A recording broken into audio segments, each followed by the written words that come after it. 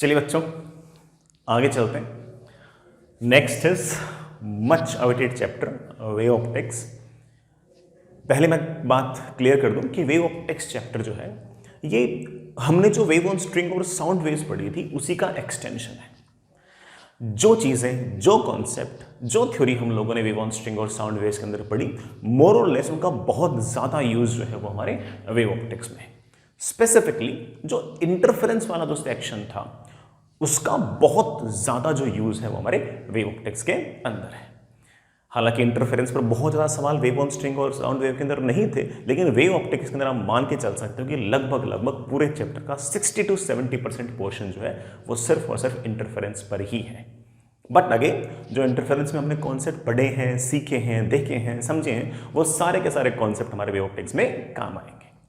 JEE perspective से अगर कहें तो वेव ऑप्टिक्स ऐसा चैप्टर रहा है जिसके सवाल ऑफ कोर्स जेई मेन में तो जैसा मैं आपको कई बार बोलता हूं कि हर चैप्टर से लगभग बराबर ही सवाल पूछता है, तो वेव ऑप्टिक्स भी as compare to other chapter it is equally important. Advance की अगर बात करें तो वेव ऑप्टिक्स का जो सवाल है वो अच्छा पूछते हैं, बढ़िया पूछते हैं। जो बच्चे बहुत ही डेप्थ के अंदर चीज़ों को समझते हैं, आराम से देखते हैं, अच्छे सवाल करते हैं, अच्छे सवालों के पीछे लगे रहते हैं, सिर्फ और सिर्फ उन बच्चों से ही वेव ऑप्टिक्स का सवाल एडवांस का बन पाता है। तो एडवांस वाले जो हैं उनको वेव ऑप्टिक्स चैप्टर बहुत पसंद होता है और इसके सवाल अक्सर ज़्यादा पूछते हैं और अच्छे पूछते हैं। एडवांस का सवाल तभी हमसे बन पाएगा जब हम पूरे चैप्टर को बहुत ही आराम से, बड़े प्यार से समझें, उस पर प्रैक्टिस करें, ज़्यादा से ज़्यादा सवाल करें और हर सवाल से कुछ ना कुछ सीखने की कोशिश करें, तब जाके वेव ऑप्टिक्स हमसे बढ़िया से बन पाएगा। मैं ऑफ कोर्स अपनी तरफ से पूरी कोशिश करूंगा कि तुम लोगों को कुछ भी याद ना कराऊं, सारी बातें बिल्कुल बेसिक से समझाऊं। इसी कारण मैंने थोड़ा सीक्वेंस भी चेंज किया। मैंने पहले wave on string, sound waves आपको बड़ा पढ़ा दिया था, मैंने शायद वीडियोस भिजवा दिए थे उसके बाद मैंने वेव ऑप्टिक्स स्टार्ट किया, तो थोड़ा सीक्वेंस में चेंज भी हुआ इस कारण से, but I hope you won't mind that, है ना। तो चलिए शुरू करते हैं। सबसे पहले बेटा मैं लाइट के बहुत ज़्यादा इंट्रोडक्शन पे नहीं जाऊंगा, क्योंकि लाइट का इंट्रोडक्शन हम कई बार कर चुके हैं। ज्योमेट्रिकल ऑप्टिक्स जब पढ़ रहे थे तब भी कह रहे थे, और हमने शायद फोटो इलेक्ट्रिक इफेक्ट पढ़ा था तब भी हमने लाइट के बारे में 2-4 बातें तो कही थी। लाइट जो है उसको अलग अलग जो बड़ा फिजिसिस्ट है, साइंटिस्ट है, कोई बड़ा पार्टिकल बोलता है, कोई वेव बोलता है, फिर कोई पार्टिकल बोलता है, फिर कोई वेव बोलता है, फिर आखिर में आके आइंस्टाइन सर ने कहा कि it is wave as well as particle. तो फिर भी एक हल्की फुल्की थ्योरी में वापस से रिपीट करता हूं।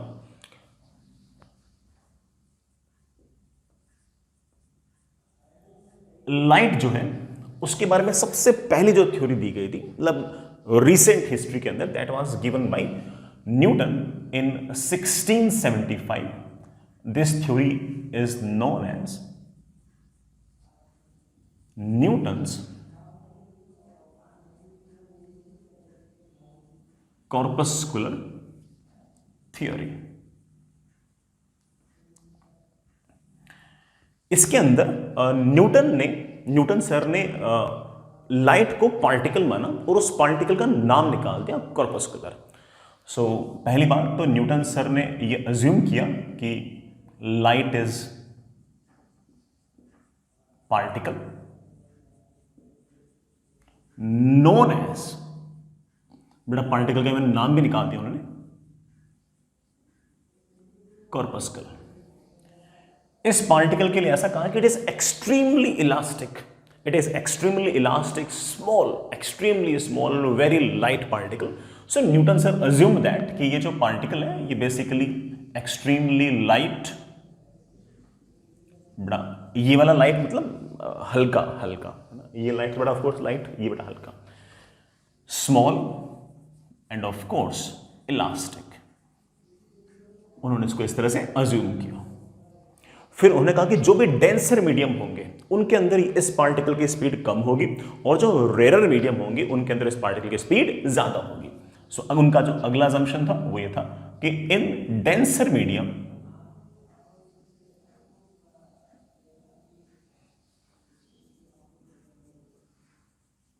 Corpuscle travels slowly. बड़ा स्लोली का मतलब ये नहीं कि 1 मीटर पर सेकंड से दौड़ने लग जाएगा, मतलब रिलेटिवली स्लोली, ठीक है। And in rare medium it travels faster, बड़ा ये फास्ट चलता है।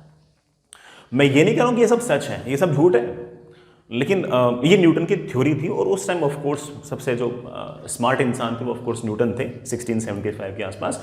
तो ऑफ कोर्स उनकी बातों को काफ़ी ज़्यादा तवज्जो दी भी गई। ये बातें सच नहीं बताएं, में से मोस्टली बातें ऑफ कोर्स गलत है, बट मैं तो बता रहा हूँ कि यार लाइफ की जो थ्योरी वो किस किस तरीके से डेवलप हुई। ठीक है, इनका कोई सवाल जे में आने वाला नहीं है, हमें इस पर कोई बहुत ज़्यादा टाइम वेस्ट करने की जरूरत नहीं है, बट स्टिल अच्छा लगता है न्यूटन सर को गलत प्रूव करने में, है ना, मन को तसल्ली से मिलती है, इसलिए हम पढ़ रहे हैं। बाकी इनका कोई सवाल जेई मेन में जेई एडवांस में आने वाला नहीं है। ठीक है, ठीक है। और उन्होंने उसको पार्टिकल माना, और पार्टिकल मानकर उन्होंने इवन 2-4 लॉज भी एक्सप्लेन किए, चाहे वो रिफ्लेक्शन हो चाहे रिफ्रैक्शन हो, 2-4 जो लाइट के फेनोमेनन है उन्होंने एक्सप्लेन भी किए। किसको? लाइट को पार्टिकल मानकर, लाइट को कॉर्पस्कल मान के। तो कॉर्पस्कल मान के इस तरह से न्यूटन सर ने काफी हद तक थ्योरी डेवलप भी की, और उस थ्योरी से रिफ्लेक्शन रिफ्रैक्शन उन्होंने एक्सप्लेन भी किए। But we don't have to go in detail about that. आगे चलते हैं। इनके ही कंटेम्पररी एक दूसरे फिजिसिस्ट थे, that was हाइगन, that was हाइगन wave theory, हाइगन wave theory. इनके कंटेम्पररी थे 1678 के अंदर। उन्होंने अपना हाइगन प्रिंसिपल दिया या फिर अपनी हाइगन वेव थियरी दी। हालांकि उस टाइम पे, उस जमाने में हाइगन की जो थ्योरी थी उसको इतना ज़्यादा लोगों ने अप्रिशिएट नहीं किया। The reason was very obvious कि उसी टाइम पर न्यूटन सर ने ये थ्योरी दी और हाइगन ने ये theory the. Newton was more famous, more accomplished, है ना, तो न्यूटन सर की बात को ज़्यादा माना गया। लेकिन जैसे जैसे समय बढ़ता गया तो पता लगा कि हाइगन सर की जो थ्योरी थी उससे बहुत ज़्यादा जो फेनोमेनन है वो एक्सप्लेन किया जा सकते हैं। हाइगन थ्योरी से रिफ्लेक्शन रिफ्रैक्शन भी एक्सप्लेन किया जा सकते हैं, जो कि न्यूटन सर भी कर रहे थे, लेकिन उसके अलावा इंटरफेरेंस, डिफ्रैक्शन, पोलराइजेशन, ये सब भी बड़ा काम, सॉरी पोलराइजेशन नहीं, डिफ्रैक्शन, इंटरफेरेंस, ये सब भी बड़े आराम से एक्सप्लेन किए जा रहे थे। किसकी थ्योरी से? हाइगन की थ्योरी से। सो हाइगन की जो थ्योरी थी इट इज मोर करेक्ट। हालांकि मैं ये नहीं कहूंगा कि एग्जैक्ट है, एग्जैक्ट में अभी आएंगे, लेकिन हाइगन सर की जो थ्योरी थी it was much better as compare to the theory proposed by Newton. तो हाइगन सर ने क्या कहा? हाइगन सर ने कहा कि लाइट इज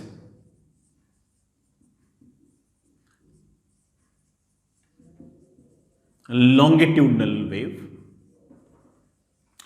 बेटा यूं ऑसिलेट करने वाली वेव है। हालांकि हम आज के दिन जानते हैं कि ये गलत है, आज के दिन हम जानते हैं कि ये गलत है। मैं आपको ईएम वेव में पढ़ा चुका हूं कि ये तो एक ट्रांसवर्स वेव है, पढ़ा चुका हूं बेटा। अगली बात उन्होंने कहा कि लाइट इज मैकेनिकल वेव। हाइगन सर ने लाइट को मैकेनिकल वेव माना कि उसे ट्रेवल करने के लिए मीडियम की जरूरत पड़ेगी। मैं आपको ईएम वेव चैप्टर में पढ़ा चुका हूं कि लाइट को ट्रेवल करने के लिए मीडियम की कोई जरूरत नहीं है, और अगेन हम कह सकते हैं कि ये भी थ्योरी उनकी गलत थी, ये इनकी जो अजम्पशंस थे गलत थे।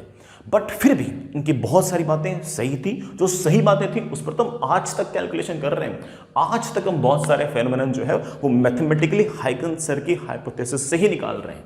भले इनकी 2 बेसिक बातें गलत हो, लेकिन आगे वाली जो बातें इनकी काफी हद तक सही बैठती हैं और काफी हद तक हम उनको आज भी यूज करते हैं। तो भले ही इनकी पहली दोनों बातें गलत हो, बट इसके बाद बड़ा काफी हद तक हमारा मामला सेट हो जाएगा, इसके बाद काफी हद तक चीजें क्लियर हो जाएंगी। आगे चले।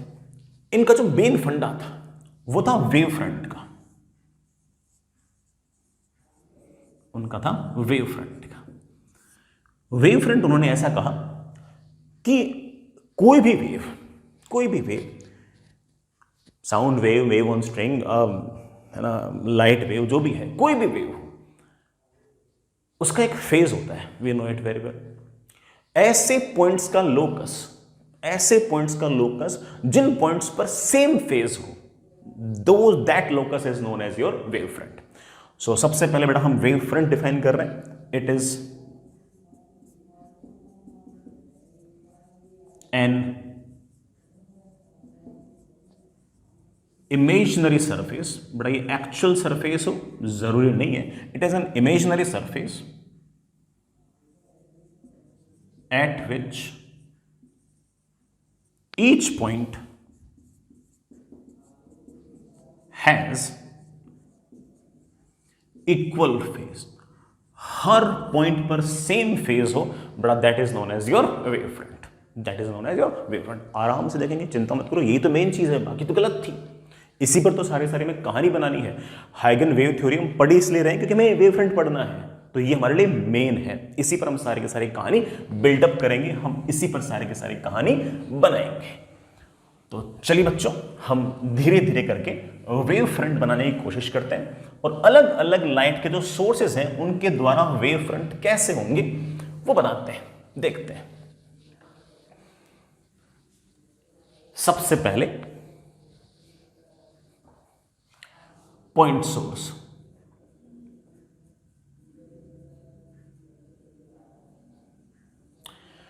बड़ा मान लीजिए कि आपके पास लाइट का कोई पॉइंट सोर्स है। अगर आपके पास कोई लाइट का अगर पॉइंट सोर्स है तो ये पॉइंट सोर्स लाइट इधर भी फेंकेगा, इधर भी, इधर भी, इधर भी, ऑफ कोर्स इधर भी, इधर भी, इधर भी, पूरे 3D के अंदर इस तरह से लाइट फेंकेगा। और इसके लिए तो सारी डायरेक्शन एक जैसी है। इसके लिए लेफ्ट भी ऐसा है, राइट भी ऐसा है, अप भी ऐसा है, डाउन भी ऐसा है, बाहर भी ऐसा है, सारे जगह एक जैसी सी है। तो ये अपने अंदर से बड़ा लगातार इस तरह से वेव भेजेगा। ठीक है बेटा। Let's say the equation of wave is something like this, y is equals to a sin omega t minus k x. Let's say it is something like this. यहां से इस पॉइंट से x नॉट डिस्टेंस दूर, इस point पे x not distance दूर, इस point पे x नॉट डिस्टेंस दूर, इस पॉइंट पे और x नॉट डिस्टेंस दूर, इस पॉइंट पे, हर जगह सेम फेज होगा। और उस फेज की जो वैल्यू होगी, बड़ा ये है आपका फेज, और उस फेज की जो वैल्यू होगी वो होगी omega t minus k x not. मैंने ये सारे के सारे पॉइंट 2D में दिखाए, लेकिन ऐसे ही इस पॉइंट सोर्स से x नॉट डिस्टेंस आगे, x नॉट डिस्टेंस पीछे, उन पॉइंट्स पर बेटा सेम फेज होगा, इन सारे पॉइंट पर सेम फेज होगा। तो पूरा का पूरा एक इमेजिनरी स्फीयर बन जाएगा और उस स्फीयर के हर पॉइंट पर फेज सेम होगा। वो फेज समय के साथ लगातार वेरी कर रहा है, अलग अलग टाइम पर अलग अलग फेज आएगा, लेकिन जो फेज यहां पर वही फेज यहां पर, वही फेज यहां पर, वही फेज यहां पर, वही फेज x नॉट डिस्टेंस बाहर, वही फेज x नॉट डिस्टेंस अंदर। तो अगर यहां पर कोई पॉइंट सोर्स है तो इस पॉइंट सोर्स से x नॉट डिस्टेंस इधर, x नॉट डिस्टेंस इधर, x नॉट डिस्टेंस इधर, x नॉट डिस्टेंस इधर, x नॉट डिस्टेंस इधर, अगर मैं पूरा का पूरा एक इमेजिनरी स्फीयर बनाऊं तो उस स्फीयर के हर पॉइंट पर सेम फेज रहेगा। व्हेन आई से सेम फेज रहेगा, इस बात का मतलब यह है कि अगर एक पॉइंट किसी टाइम पर अगर यहां पर फेज अगर 0 तो हर पॉइंट पर फेज 0, किसी टाइम पर अगर बड़ा मान लो कि यहां पर फेज π/2 तो पूरे स्फीयर के हर पॉइंट पर फेज π/2, किसी टाइम पर अगर फेज की वैल्यू पाई हो गई तो इसका मतलब हर पॉइंट पर वैल्यू पाई रहेगी, हर पॉइंट पर फेज की वैल्यू पाई रहेगी। So in that way we could easily say कि सबसे पहला पॉइंट बेटा मेरे पास ये आया है कि अगर मेरे पास ये पॉइंट सोर्स है तो r डिस्टेंस दूर अगर मैं ऐसा एक इमेजिनरी स्फीयर बनाऊं, अगर मैं ऐसा एक इमेजिनरी स्फीयर बनाऊं तो इस इमेजिनरी स्फीयर के हर पॉइंट पर सेम फेज होगा। एंड व्हेन आई से सेम फेज होगा, व्हेन आई से सेम फेज होगा देन आई मीन दैट कि यहां का फेज 0, यहां का फेज 0, यहां का फेज 0, तो इसका सबका फेज 0। किसी टाइम पर अगर यहां का फेज π/2 तो यहां का भी π/2, यहां का भी π/2, यहां का भी π/2। किस टाइम पर अगर यहां का फेज मान लो π/6 तो यहां का भी π/6, यहां का भी π/6, यहां का भी π/6, सारे पॉइंट सेम फेज में ऑसिलेट कर रहे हैं। And this imaginary sphere is your wave front। बेटा क्या है ये आपका wave front, this is our wave front। तो आप कह सकते हो कि पॉइंट सोर्स के लिए जो वेव फ्रंट होगा वो स्फेरिकल होगा और उसका सेंटर कौन होगा? Of course the source itself. कौन होगा? Source itself. Fair enough. तो पहला पॉइंट बड़ा हमें क्लियर हो गया कि पॉइंट सोर्स के कारण जो बड़ा क्या कहते हैं वेव फ्रंट होगा वो स्फीयर होगा, ऐसा स्फीयर जिसका सेंटर कौन होगा? A point source itself. मैं यहां पर इस बात को ढंग से लिखता भी हूं बेटा, बिठा दो इसे एक बार, सुनिए बच्चों, मैं इस बात को लिखता भी हूं। पॉइंट सोर्स के लिए wave front is imaginary sphere having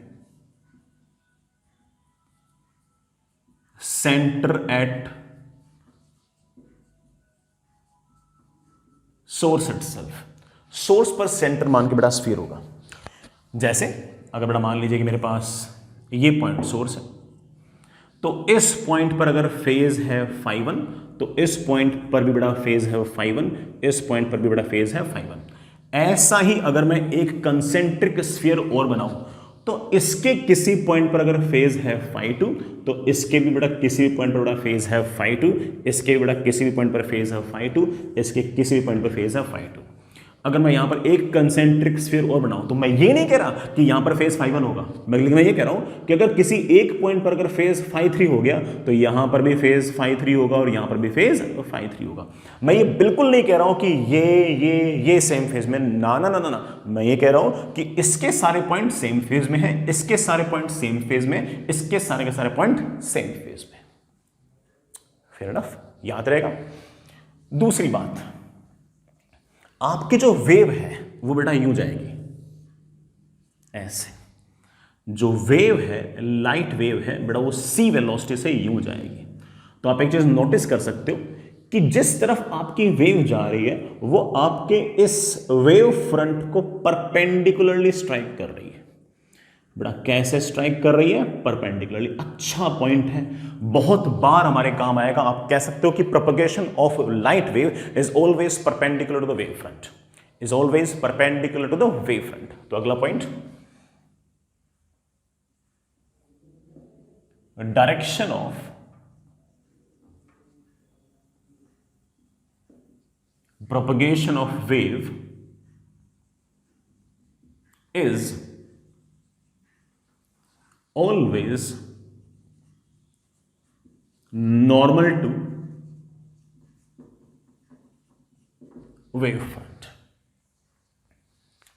ठीक है बेटा, अच्छी बात है, सही बात है बेटा, अच्छी बात है, अच्छी बात. आगे चले. मैं ऐसा भी कह सकता हूं बेटा, मैं ऐसा भी कह सकता हूं कि आपके जो लाइट की जो वेव की जो डायरेक्शन है, direction of propagation of wave ऐसा बोल दो, या फिर वेलोसिटी ऑफ वेव बोल दो, कि velocity of wave always strikes the wave front normally, always strikes the wave front perpendicularly. तो आप एक लाइन और लिख सकते हो, हालांकि लाइन का सेंस तो वही है कि direction of velocity of wave is always perpendicular to a wave front. Fair enough. आगे चलिए बेटा. ये तो बात हुई हमारी पॉइंट सोर्स की. याद रखना बेटा, पॉइंट सोर्स के कारण वेव फ्रंट कैसे बनेंगे, याद रखना अपन को. ठीक है, स्फेरिकल बनेंगे, और उन स्फीयर का सेंटर कहां पर होगा? Source itself. जहां पर आपका सोर्स है, वहीं पर बड़ा आपका इसका सेंटर भी बनेगा.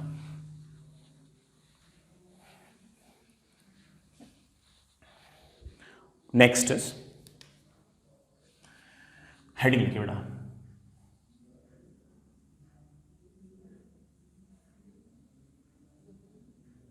पैरेलल बीम या फिर सोर्स एट इंफिनिटी.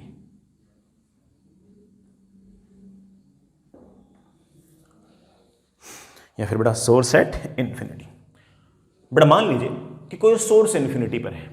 मैं आपको ज्योमेट्रिकल ऑप्टिक्स में बात सिखा चुका हूं कि अगर इंफिनिटी पर सोर्स है, तो उससे जो लाइट आ रही है बेटा, उसको तुम इस तरह से पैरेलल बीम मान सकते हो. तो पैरेलल बीम बेटा मान लेते हैं ऐसे. बेटा पैरेलल बीम है ऐसे. पैरेलल बीम बेटा ऐसे. ठीक है, वेलोसिटी ऑफ लाइट बेटा मैंने मान ली c. अब ये वाला पॉइंट, ये वाला पॉइंट, ये वाला पॉइंट, ये वाला point, all these points will be in the same phase. सारे के सारे पॉइंट सेम फेज में ऑसिलेट करेंगे. यहां का फेज 0, तो यहां का 0, यहां का 0, यहां का 0. थोड़े टाइम बाद यहां का फेज π/6, तो यहां का π/6, यहां का π/6, यहां का π/6.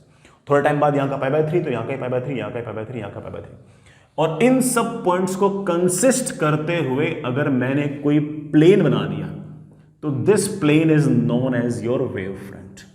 ले बेटा, सर इस बार तो स्फेरिकल नहीं बना, अच्छी बात है बेटा, पॉइंट सोर्स से वेव फ्रंट बनेगा स्फेरिकल और पैरेलल बीम से बेटा वेव फ्रंट बनेगा प्लेनार, सिंपल प्लेन, और वो भी ऐसा प्लेन जो हमारी जो सी वेक्टर है, जिस तरफ velocity of propagation of wave है बेटा, उसके ये कैसे है, परपेंडिकुलर, होना भी चाहिए परपेंडिकुलर।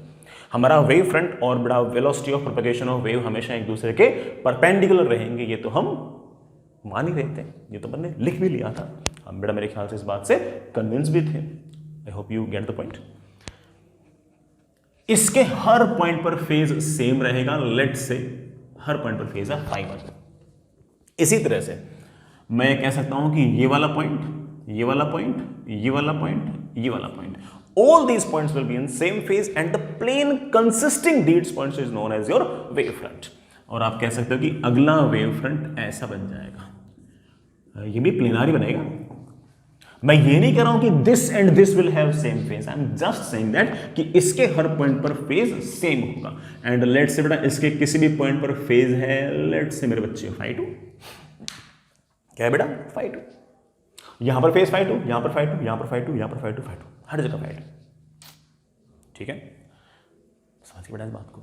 इसी तरह से बेटा अगेन मैं कह सकता हूं कि this point, this point, this point and this point will have same phase, और इन सबको कंसिस्ट करते हुए अगर मैंने कोई प्लेन बनाया है तो this plane is again your next wave front, is your next wave front, and let's say each point is having the same phase of let's say φ3। I'm not saying कि यहां पर फेज, यहां पर phase, यहां पर phase same है, phase change होगा। किस तरफ चेंज होगा, जिस तरफ आपकी वेव जा रही है उस तरफ फेज चेंज होगा। किस तरफ फेज चेंज नहीं होगा, जिस तरफ वेव जा रही है उसके परपेंडिकुलर डायरेक्शन में फेज चेंज नहीं होगा। वेव जाएगी उस तरफ तो फेज चेंज होगा ही होगा, वेव जा रही है उसके परपेंडिकुलर डायरेक्शन में फेज चेंज नहीं होगा, सिंपल। बड़ा समझ होंगे इस बात को, इतना टफ तो नहीं लगा होगा, है ना। आगे चलिए बेटा, next next next next next करूं, आगे चलो। तो अच्छा याद क्या करना है, अरे बेटा याद ये करना है कि पैरेलल बीम के कारण जो वेव फ्रंट होगा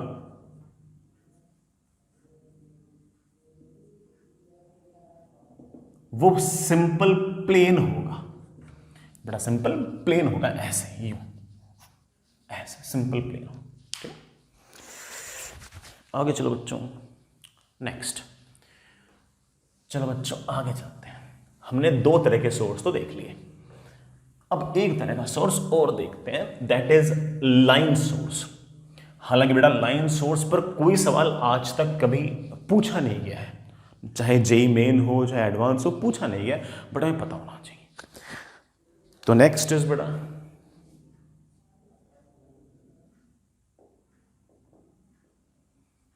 इनफाइनाइटली लॉन्ग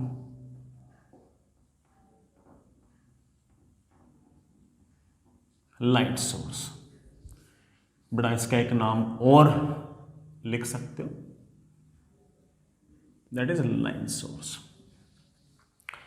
ये कैसा सोर्स है, जैसे बेटा ट्यूबलाइट होती है ना, मोर और लेस वैसा ही, बस ट्यूबलाइट की लेंथ इनफाइनाइट कर दो, ऐसे ऊपर भी इन्फिनिटी बेटा नीचे भी इन्फिनिटी, ठीक। तो बेटा ये आपके पास एक लाइन सोर्स है, अच्छी खासी लेंथ है, ठीक है। इसके कारण बेटा वेव यूं भी जाएगी, यूं भी जाएगी, यूं भी जाएगी, यूं भी जाएगी। इसके कारण बेटा जो वेव फ्रंट होगा it will be something like this. ऐसे इमेजिनरी सिलेंडर्स बना लो, क्या बना लो बेटा, इमेजिनरी सिलेंडर्स, इमेजिनरी सिलेंडर्स। ये इमेजिनरी सिलेंडर जो है, इसके इस पॉइंट पर अगर फेज है φ1 तो इस पॉइंट पर भी बेटा फेज रहेगा φ1, इस पॉइंट पर भी बेटा फेज रहेगा φ1, इस पॉइंट पर भी बेटा फेज रहेगा φ1, इस पॉइंट पर भी फेज रहेगा φ1। Cylinder whose axis is the source itself, ये बड़ा लाइट का जो सोर्स है ये उसकी एक्सिस होगा और ये सिलेंडर के हर पॉइंट पर बड़ा फेज आपका सेम रहेगा। लाइट जो होगी वो यूं जाएगी और तुम तो मेरे बच्चों जानते हो इस बात को कि लाइट की जो वेलोसिटी है वो हमेशा इस सिलेंडर को कैसे स्ट्राइक करेगी, normally. We always knew that. ऐसा ही एक कोएक्सियल, कंसेंट्रिक नहीं बेटा, कोएक्सियल बोलना पड़ेगा, हाँ, कोएक्सियल सिलेंडर और बना लो। बड़ा कोएक्सियल समझते हो, जिसकी एक्सिस सेम हो। एक्सिस क्या है आपका, सोर्स इटसेल्फ। ले बेटा बना लिया मैंने, मेरे को क्या है, ये ले, ये दूसरा सिलेंडर। इस सिलेंडर, मैं ये नहीं कह रहा कि इस सिलेंडर पर हर पॉइंट पर वही फेज होगा जो यहां पर होगा, ना ना, मैं कह रहा हूं कि इसका फेज φ1 तो इसका फेज कुछ और, लेट से φ2। लेकिन अगर यहां का फेज φ2 तो यहां का फेज भी φ2, यहां का फेज भी φ2, यहां का फेज भी φ2, यहां का फेज भी φ2, यहां का फेज भी φ2। जिस तरफ आपकी वेव जा रही है, जिस तरफ आपकी लाइट जा रही है, उस तरफ तो फेज चेंज होगा, लेकिन जिस तरफ लाइट जा रही है उसके परपेंडिकुलर डायरेक्शन में फेज चेंज नहीं होगा। यही हम शुरुआत से कह रहे हैं, मैंने कोई नई बात तो नहीं बोली। भले मैंने 3 तरह के सोर्स बता दिए हूं, लेकिन बात थोड़ा बार बार रिपीट ही कर रहा हूं ना, कि जिस तरफ आपकी वेव जा रही है उस तरफ फेज चेंज कर देना, लेकिन जिस तरफ वेव जा रही है उसके परपेंडिकुलर डायरेक्शन में फेज का कोई चेंज नहीं है। हमारा सारा का सारा काम इससे बन जाएगा। हालांकि सिर्फ 3 तरह के सोर्स के कारण ही आपको वेव फ्रंट जानने हैं, समझने हैं, इसके अलावा कोई और बात जाननी समझनी आपको नहीं है। हालांकि मैं एक चीज के पीछे लॉजिक बता चुका हूं, बट अगर याद भी रख लोगे तब भी हमारा काफी हद तक तो काम बन जाएगा। Fair enough.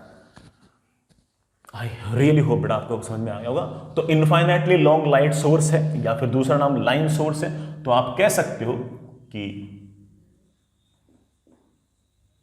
a wave front will be imaginary cylinders having axis, cylinder की एक्सिस कौन है, source itself, having axis as source itself या फिर line source itself। बेटा नोट्स बनाते रहो, है ना, जो नोट्स तुम खुद बनाओगे उसकी बराबरी नहीं है, तुम्हें एग्जैक्टली पता होगा यार कब मैंने कौन सी चीज़ कहाँ कहाँ किस किस तरह से लिखी है। ठीक है, बनाओ यार बढ़िया। मैं इतने मन से बड़ा सारी बातें बोर्ड पे लिखता हूँ, ये बात मैं बोल भी सकता था, मैंने लिखी किस लिए कि तुम भी लिखो, है ना, मैंने बेटा लिखी इसलिए कि तुम भी लिखो, है ना, गलत थोड़ी पड़ा इसमें। अदरवाइज मेरे को मक्कारी करनी होती, मैं बोल देता, फिर तुम्हें ना बार बार लिखने में तुम्हें दिक्कत आती है। मैंने लिख दी, तुम भी लिखो। ठीक है, कोई स्क्रीनशॉट लेने की जरूरत नहीं है बेटा, ठीक है, कोई पीडीएफ बाकी बच्चों से मांगने की जरूरत नहीं है, खुद लिखो। लिखोगे तभी समझोगे, समझोगे तभी आईआईटी जाओगे। एनआईटी बिना समझे भी जा सकते हैं ना, हालांकि मेरे को बोलना नहीं चाहिए, बट एनआईटी बिना समझे भी जा सकते हैं। 10,000 रैंक जेईई मेन के अंदर चीज़ें याद करके, है ना, केसेस याद करके, चीज़ें मेमोराइज करके भी 10,000 रैंक जेईई मेन में लाई जा सकती है। लेकिन आईआईटी एडवांस के अंदर 3,000 रैंक 4,000 रैंक चीज़ें याद करके तो नहीं होंगी, वो तो बड़ा ऑफ कोर्स समझ कर ही होंगी, समझ कर ही होंगी। जैसे यार ना बहुत सारे बच्चे मेरे से पूछते रहते हैं कि सर कैसे पढ़ें, क्या पढ़ें, तो अपन बात थोड़ा करते रहेंगे। लेकिन मैं एक छोटी सी बात बताऊंगा कि इंसान सीखता कैसे, सीखने का बेस्ट तरीका क्या है। तो मुझे कई बार ऐसा लगता है कि सीखने का बेस्ट तरीका है लिख कर पढ़ना। और मैं खुद अपने लिए बोल रहा हूँ कि मैंने ना इस तरह से करके देख रखा है। देखना अलग बात है, देखना अलग बात है। देखने में तो सिर्फ और सिर्फ आपका जो देखने का जो सेंस है वही सिर्फ और सिर्फ उस इंफॉर्मेशन को ग्रास्प करने के काम आ रहा है। सुनना उससे बेकार है, मतलब सिर्फ सुन रहे हो, देख नहीं रहे हो तो वो बेकार है। सबसे बढ़िया है देखते देखते लिख कर पढ़ना। जब आप लिखते हो तो ऑफकोर्स आप देख भी रहे हो, सुन भी रहे हो, समझ भी रहे हो और लिख भी रहे हो, तो लिख कर पढ़ना बेस्ट है। मैंने तो अपने जेईई की प्रिपरेशन के टाइम पर बहुत बार इवन ऑर्गेनिक और इनऑर्गेनिक जो है वो सिर्फ और सिर्फ लिख कर याद की। बाकी बच्चे यूँ पढ़ते थे ऐसे जैसे हिस्ट्री पढ़ रहे हो, सिविक्स पढ़ रहे हो। मैंने नहीं किया इस तरह से, मेरे को किसी ने ढंग से फंडे दे कि लिख कर याद कर। लोग सोचते थे कि यार केमिस्ट्री तो मेमोराइज करने वाली है, तो लोग ऐसे पढ़ रहे थे, ये लाइन ऐसे पढ़ ली, ये लाइन ऐसे पढ़ ली, ये लाइन ऐसे पढ़ ली। जब लिख के पढ़ा तो लगा कि यार दिमाग के तो एकदम ज्ञान चक्षु खुल गए, चीज़ें बेटर तरीके से याद हो रही। तो लिख के पढ़ो, नोट्स अपने बनाओ, दूसरे लोगों के जेरोक्स करा करा कर काम नहीं चलेगा। दूसरे के जेरोक्स करा करा कर आप 25,000 रैंक लेके आ सकते हो, 20,000 रैंक लेके आ सकते हो। रैंक अगर आपको IIT जेई एडवांस के अंदर 3,000 चाहिए, जेई मेन के अंदर 7,000 8,000 रैंक चाहिए बेटा, फिर तो लिखना ही पड़ेगा। और तुम नहीं लिखोगे तो कोई और लिखेगा, तुम मेहनत नहीं करोगे तो कोई और करेगा, तुम जेरोक्स कराओगे तो कोई बात नहीं, कोई ना कोई तो ऐसा होगा जिसकी तुम जेरोक्स करा रहे हो, वो IIT चला जाएगा, वो अच्छे NIT चला जाएगा। लिखना तो पड़ेगा। नहीं लिख रहे हो तो तुम पंगु बन रहे हो बेटा, तुम हैंडीकैप्ड बन रहे हो। अगर तुम खुद अपने नोट्स नहीं बना रहे हो तो आप हैंडीकैप्ड हो रहे हो। और इवन थोड़ा बहुत हैंडीकैप्ड हम लोगों ने भी कर दिया है, मतलब हम लोगों ने बेटा, ठीक है, हम लोगों ने मतलब जो ऑनलाइन एजुकेशन फ्रेटर्निटी है उसने भी, हाँ बेटा नोट्स ले लो, नोट्स ले लो, है ना, नोट्स डिस्क्रिप्शन में पड़े होंगे, पढ़ लो। हम भी शायद शुरू कर देंगे थोड़े टाइम बाद ऐसा सब कुछ, लेकिन इससे बच्चे का फ़ायदा नहीं है। बच्चा खुश तो हो जाएगा इससे कि अच्छा नोट्स तो पढ़े, फ़ायदा कहाँ से होगा, फ़ायदा तो खुद लिखा करता होगा। तो स्ट्रॉन्गली, मेरी बात पसंद तो नहीं है लेकिन सच्चाई बेटा यही है कि लिख लिख कर याद करो, लिखो, बढ़िया लिखो, अपने नोट्स से लिखो, बाकी लोग तुम्हारे जेरोक्स कराएं, ऐसा होना चाहिए। तुम लोगों की जेरोक्स करा के पढ़ो, ऐसा नहीं होना चाहिए। Sorry for wasting your time, आगे चलते हैं, है ना बेटा, ठीक है, 3 केस है, याद कर लेना, आगे चलते हैं। नेक्स्ट, चलो बच्चों आगे अपनी बात को और बढ़ाते हैं। हाइगन सर ने जो बातें कही उसकी तो यह शुरुआत थी, उनका जो बेसिक फंडा था, जो मेन हाइगन प्रिंसिपल था, वो हमारे लिए कायम है। और उस हाइगन प्रिंसिपल को देखते हैं, समझते हैं। सुनिए बेटा, जो हमारा मेन बेटा हाइगन प्रिंसिपल है वो सुनिए। हाइगन ने कहा कि कोई भी सोर्स एक वेव फ्रंट बनाता है, उस वेव फ्रंट के जितने पॉइंट होंगे वो सारे के सारे पॉइंट खुद पॉइंट सोर्स की तरह बिहेव करेंगे। मैं ये नहीं कह रहा हूं कि सच है, मैं कह रहा हूं कि हाइगन सर ने ऐसा प्रपोज किया और इस प्रपोजिशन को मानकर हम लोग उसके ऊपर बहुत सारी चीजें थ्योरी बना सकते हैं, इंटरफेरेंस, डिफ्लेक्शन, ऐसे बहुत सारी चीजों को हम एक्सप्लेन कर सकते हैं। मैं सच गलत की बात नहीं कर रहा हूं, मैं तो एक्सप्लेनेशन की बात कर रहा हूं कि उस चीज को मानकर हम कितनी सारी चीजें एक्सप्लेन कर सकते हैं। तो फिर से सुनना कि हाइगन सर ने क्या कहा कि किसी सोर्स के कारण जो वेव फ्रंट बना, उस वेव फ्रंट के सारे जो पॉइंट हैं वो खुद पॉइंट सोर्स की तरह बिहेव करेंगे और वेव क्रिएट करेंगे, और जो वेव क्रिएट करेंगे उससे हम अगला वेव फ्रंट बना सकते हैं। सुनना, जैसे मैं एक बार पॉइंट सोर्सेस दिखाता हूं। ये है आपका पॉइंट सोर्स। मान लीजिए कि बेटा इसने ना एक वेव फ्रंट बनाया ऐसे, स्फेरिकल ऑब्वियसली। अब इस स्फीयर के ऊपर जितने भी पॉइंट होंगे, इमेजिनरी पॉइंट्स ऑफ कोर्स, ये जितने भी पॉइंट, ये सारे के सारे points themselves will behave like point source, and if they will behave like point source they will emit again spherical wave fronts, और इनके कारण जो spherical wave front आएंगे बेटा वो ऐसे ऐसे आएंगे। इसके कारण आएगा spherical wave front ऐसे, इसके कारण आएगा spherical wave front ऐसे, इसके कारण spherical wave front आएगा ऐसे, इसके कारण spherical wave front आएगा ऐसे, इसके कारण spherical wave front ऐसे, इसके कारण spherical wave front ऐसे।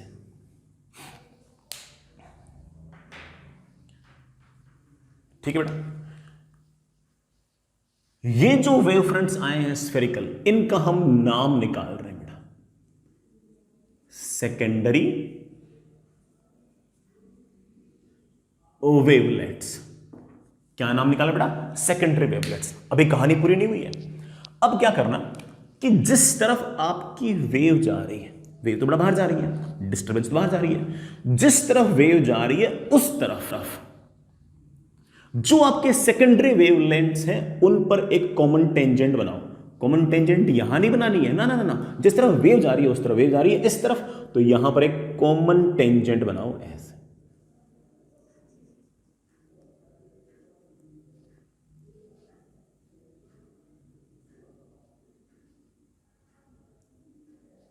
ये ले बेटा, ये अगर आपका पहला वेव फ्रंट था तो ये अब आपका अगला वेव फ्रंट है। Again it is spherical, whose centre is the source itself, whose centre is the source itself. Again ये जो हमारे पास अगला वेव फ्रंट आया है, इसका हर point will behave like a point source. क्या बेटा? Will behave like a point source. और अगेन अगर ये पॉइंट सोर्स की तरह बिहेव करेगा तो खुद स्फेरिकल वेव फ्रंट्स क्रिएट करेगा।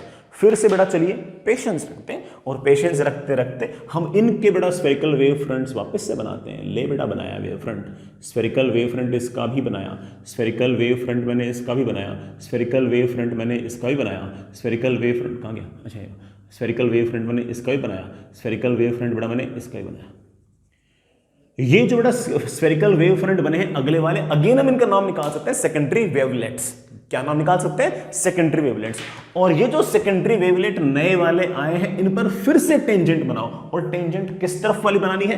वेव जा रही है बाहर की तरफ, तो बाहर वाले पॉइंट्स को टच करते करते करते करते करते ऐसे एक टेंजेंट बनाओ। बनाओ बेटा।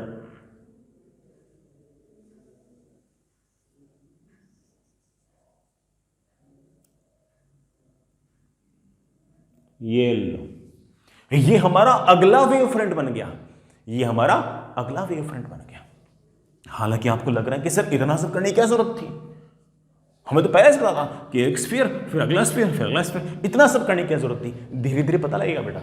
हम बहुत सारे डेरिवेशंस कर पाएंगे, बहुत सारे रिफ्लेक्शन, रिफ्रैक्शन, इवन इंटरफेरेंस और डिफ्रैक्शन जैसे बहुत सारे कॉन्सेप्ट सिर्फ और सिर्फ इस बात से एक्सप्लेन कर पाएंगे, इस तरह से मानने से। अभी तुम्हें दिक्कत हो रही है कि सर मैं तो पहले बना रहा था, सर मैं तो इस तरह से स्फीयर तो पहले बना रहा था, स्फीयर फिर स्फीयर फिर स्फीयर, वो तो सर मैं खुद ही बना रहा था। आज आप नया जुगाड़ ले आए कि नहीं नहीं नहीं नहीं, जो स्फीयर है उसके सारे के सारे पॉइंट जो हैं वो पॉइंट सोर्स की तरह बिहेव करेंगे, और जो स्फीयर बनेंगे उन पर टेंजेंट खींच दो बाहर वाला।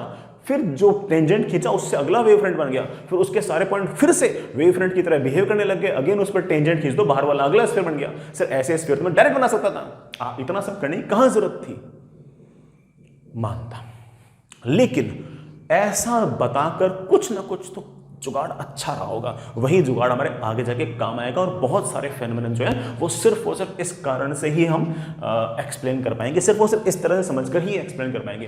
तभी तो बेटा हाइगन सर की मेन दो बेसिक बातें गलत होने के बावजूद, वो मैकेनिकल मान रहे थे वेव को, वो बेटा लॉन्गिट्यूडनल मान रहे थे वेव को, उसके बावजूद ये हाइगन प्रिंसिपल बहुत ज्यादा काम का रहा होगा, तभी तो हम पढ़ रहे होंगे।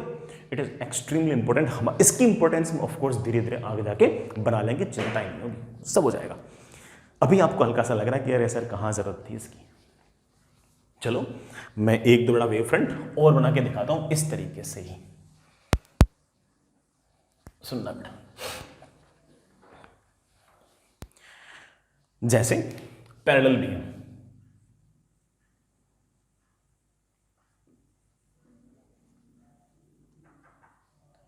पैरेलल बीम बड़ा देखना, पैरेलल बीम के वेव फ्रंट कैसे होंगे। वेव जा रही है ऐसे, we know it very well.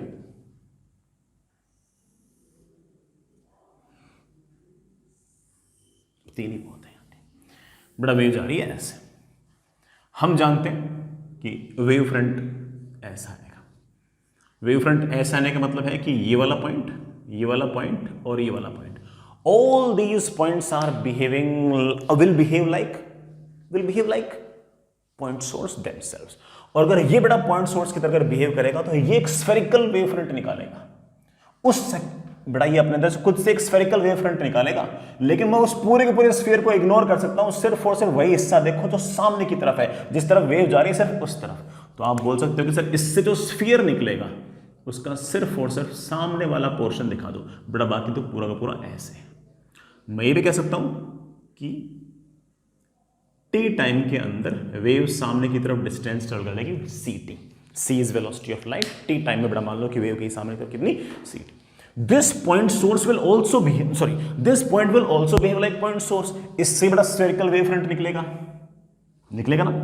पूरा स्फीयर बनाने की जरूरत नहीं है, स्फीयर का सिर्फ और सिर्फ वो पोर्शन दिखा दो जो सामने की तरफ है। आप बोलोगे सर हो जाएगा, ऑब्वियस बात है कि टी टाइम में ये भी एग्जैक्टली उतनी ही डिस्टेंस ट्रेवल करेगा ct, तो पूरा स्फीयर दिखाने की जरूरत नहीं, सिर्फ और सिर्फ इतना सा दिखा दो। Again this point will behave like a point source, इसके कारण वेव फ्रंट आएगा स्फेरिकल। अरे बेटा पूरा दिखाने की जरूरत नहीं है, सिर्फ और सिर्फ जिस तरह वेव जा रही है सिर्फ और सिर्फ उस तरफ दिखा दो, आप कहोगे wave front will be like this. पूरा बड़ा स्फीयर ऐसे है, and of course it has also travelled distance ct। We know that कि दिस पॉइंट अगेन बेटा मैंने क्या सिखा रखा आपको कि जो आपके ये स्फीयर बने हैं उस पर टेंजेंट खींचो। क्या खींचो बेटा? Tangent, common tangent. बेटा आपने कॉमन टेंजेंट खींच दी ऐसे, और अगला वेव फ्रंट बेटा बन गया आपके पास इस तरह से।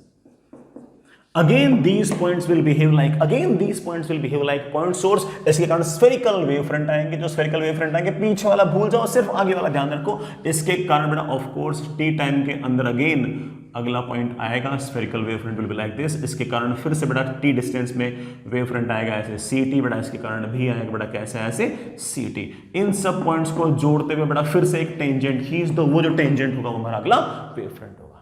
तो इस तरह से बेटा हमारे जो वेव फ्रंट्स हैं बड़े आराम से हम बना सकते हैं। एंड ऑफ कोर्स हम पहले से पता है कि बेटा पैरेलल बीम जो होती है वो इस तरह के वेव फ्रंट क्रिएट करती है। Fair enough. आगे चलते हैं बेटा। नेक्स्ट इज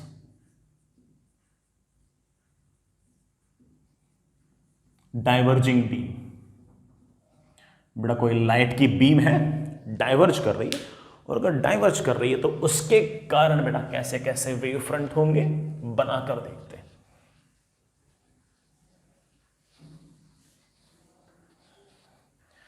चलिए बेटा, डाइवर्जिंग का आप अर्थ जानते हो कि ये रहा बेटा, मान लीजिए कोई लाइट का सोर्स, इसमें से वेव जा रही है ऐसे, वेव जा रही है ऐसे, वेव जा रही है ऐसे। ये पॉइंट सोर्स की तरह है, तो पहला वाला जो वेव फ्रंट होगा it will be something like this, spherical. Centre बेटा ऑफ कोर्स कहां पर? सोर्स पर इटसेल्फ। ये जो हमारा पहला वेव फ्रंट है, इस पर अगर मैं कुछ पॉइंट्स लूं तो these points will behave like point source themselves and they will again create spherical wavefront, spherical wavefront, spherical wavefront। we are not that much concerned about the spherical wavefront जो पीछे की तरफ है, जिस तरफ वेव जा रही है सिर्फ उस तरफ कंसीडर करो। तो ये जो पॉइंट सोर्स है बेटा, ये spherical wavefront बनाएगा, लेकिन मैं सिर्फ और सिर्फ जिस तरफ वेव जा रही है उसी तरफ ही उस स्फीयर का हिस्सा दिखाने के मूड में हूं।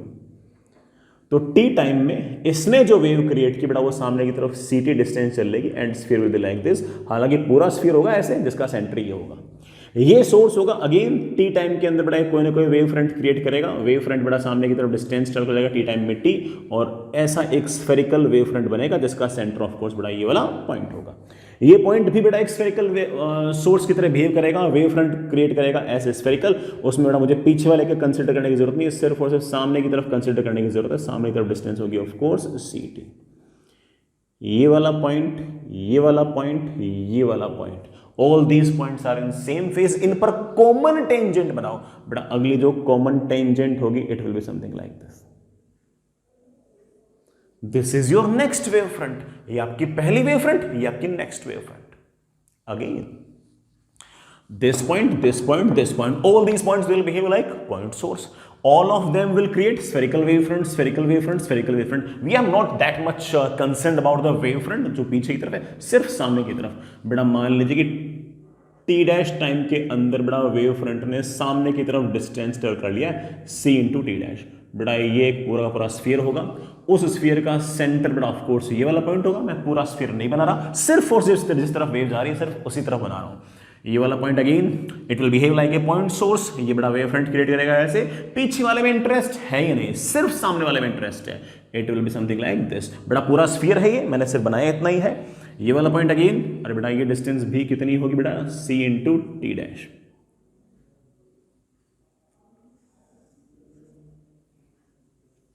अगेन बेटा it will behave like point source, c into t dash.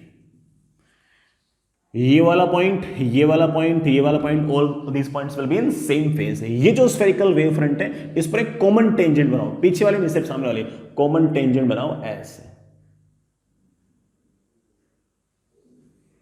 This is our next wave front, this is our next wave front. Again this point will behave like बेटा क्या spherical wavefront। So all these will behave like point source। Again बेटा wavefront बनेगा ऐसे, पीछे वाला consider नहीं करना, सिर्फ सामने वाला, सामने वाला, सामने वाला। अगला वाला wavefront भी बेटा बन जाएगा ऐसे। और सारे के सारे जो wavefront है बेटा वो समथिंग लाइक spherical है, और सबका बेटा सेंटर कौन है, यही आपका बेटा आपका सेंटर है। I hope you get the point कि कैसे डाइवर्जिंग बीम के अंदर हम इस तरह का wavefront बना सकते हैं। चलिए बच्चों,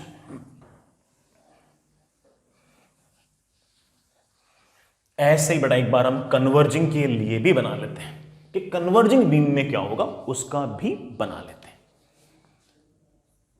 नेक्स्ट इज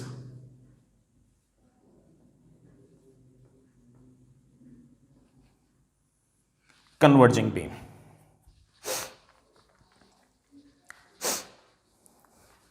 चलिए बेटा, कन्वर्जिंग बीम, बीमारी बेटा ऐसे कन्वर्ज कर रही है,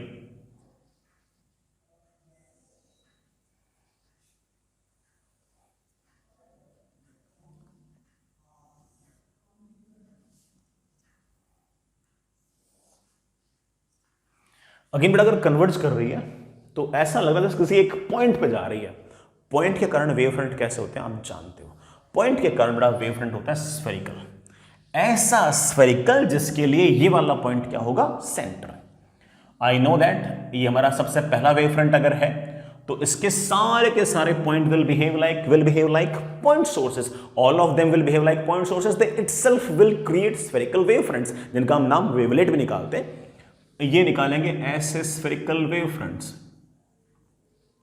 ये भी निकालेगा स्फेरिकल वेव फ्रंट, ये भी निकालेगा स्फेरिकल वेव फ्रंट। अगर टाइम है t तो ये डिस्टेंस ct, ये डिस्टेंस ct, ये डिस्टेंस भी ct। मुझे पूरे स्फीयर में इंटरेस्ट नहीं है, इस पूरे के पूरे स्फीयर पर, इन तीनों स्फीयर पर टेंजेंट खींचो। टेंजेंट बेटा कौन सी वाली, ये वाली या फिर ये वाली, आप बोलो सर जिस तरफ वेव जा रही है आपने कहा था कि उस तरफ हमें वेव फ्रंट, उस तरफ हमें कॉमन टेंजेंट खींचना है।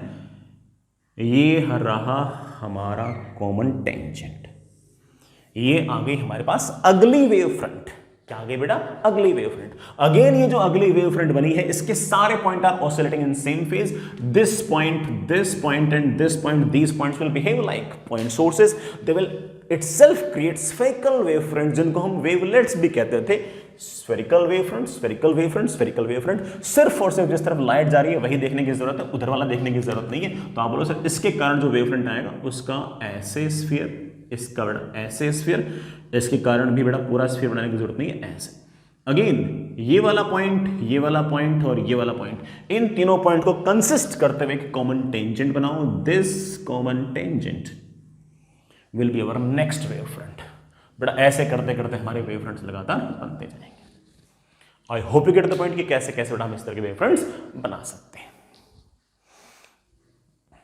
ठीक है बेटा, आई रियली होप कि सारी की सारी बात समझ में आ गई होगी। अगेन इस तरह के वेव फ्रंट हमें डायरेक्ट भी बनाने आते थे, लेकिन हमने जानबूझ के हाइगन प्रिंसिपल यूज किया क्योंकि हम थोड़ा बहुत अपने आप को हाइगन प्रिंसिपल के साथ कंफर्टेबल महसूस कराना चाह रहे थे। यही हाइगन प्रिंसिपल के जो कॉन्सेप्ट हमने सीखे हैं ये हमारे आगे जाकर बहुत काम आएंगे और बहुत सारे फेनोमेनन हम बड़े आराम से सिर्फ और सिर्फ इसलिए समझ पाएंगे क्योंकि हम वेव को, लाइट वेव को हाइगन की नजर से भी देखते हैं। अदरवाइज बेटा ये वेव फ्रंट हम ऐसे बना सकते थे। चलिए बेटा,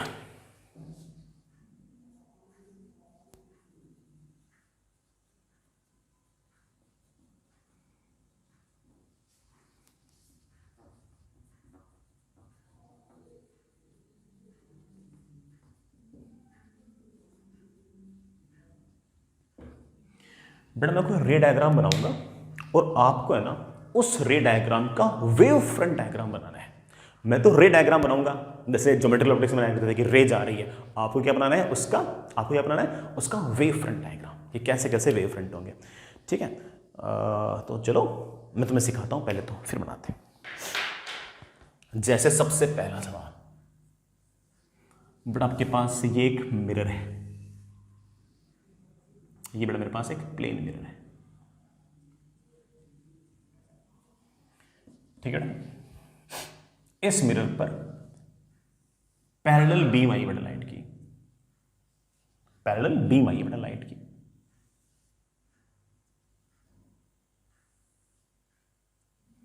ये मेरे पास एक पैरेलल बीम है। मेरे वजह जानते हैं इस बात को कि अगर इस तरह से अगर प्लेन मिरर पर गिरी है तो पैरेलल बीम आई है तो पैरेलल बीम ही जाएगी।